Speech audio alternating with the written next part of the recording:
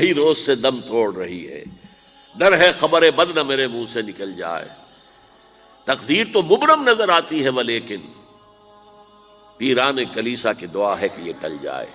تو پہلی بات میری ختم ہوئی، عالمی نظام خلافت دنیا کی تقدیر مبرم ہے، ہو کر رہے گی، اس میں کسی صاحب ایمان کو کوئی شک، کوئی شبہ، کوئی ریب نہیں ہونا چاہیے۔ البتہ اس کا اب دوسرا پہلو کیا ہے، اس کا آغاز کہاں سے ہوگا؟ اب وہ نقطہ کون سا ہوگا، نقطہ آغاز کون سا ہوگا؟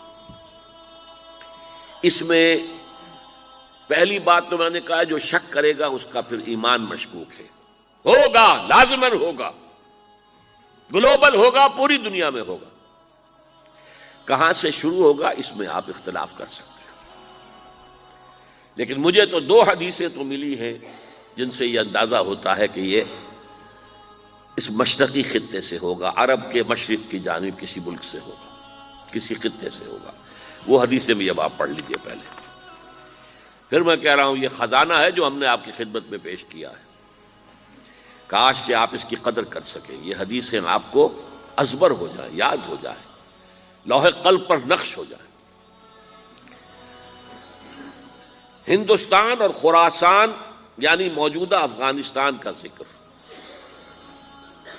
ابن ماجہ کی روایت ہے، عن عبداللہ ابن الحارث رضی اللہ تعالی عنہ قال رسول اللہ صلی اللہ علیہ وسلم یخرج ناس من المشرق یؤتئون للمہدی یعنی سلطانہ، یعنی سلطانہ، دونوں طرح سے پڑھ سکتے ہیں۔ حضرت عبداللہ ابن حارث فرماتے ہیں رضی اللہ تعالی عنہ کہ حضور نے ارشاد فرمایا مشرق کی طرف سے وہ فوجیں نکلیں گی، لوگ آئیں گے جو عرب میں مہدی کی حکومت قائم کریں گے۔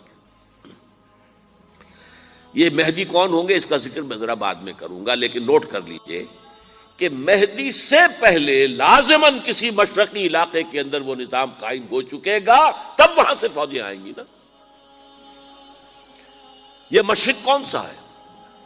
عرب کے مشرق میں آپ چلیے، ایران بھی آ جائے گا، افغانستان بھی ہے، پاکستان بھی ہے، اور اگر اسے اور توسیع دیں تو ہندوستان بھی ہے۔ یہ ہے عرب کا مشرق، اس سے فوجیں جائیں گی۔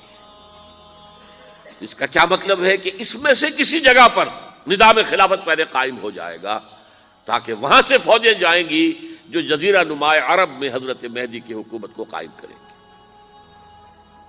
اب دوسری حدیث سنیے، یہ سنن ابن ماجہ کی حدیث تھی جو میں نے آپ کو سنائی، آپ نے پڑھی۔ دوسری عن ابی ہریرہ رضی اللہ تعالی عنہ، یہ ترمذی شریف کی روایت ہے، قال قال رسول اللہ صلی اللہ علیہ وسلم یخرج من خراسان رایات سود لا يردها شیء حتی تنصب بایلیا، خراسان کے علاقے سے سیاہ جھنڈے لے کر فوجیں آئیں گی، ان کا رخ کوئی موڑ نہیں سکے گا، ان کو پیچھے پھیر نہیں سکیں گے کوئی بھی، یہاں تک کہ وہ یروشلم میں جا کر جھنڈے نصب کر دیں گے۔ ایلیا حضور کے زمانے میں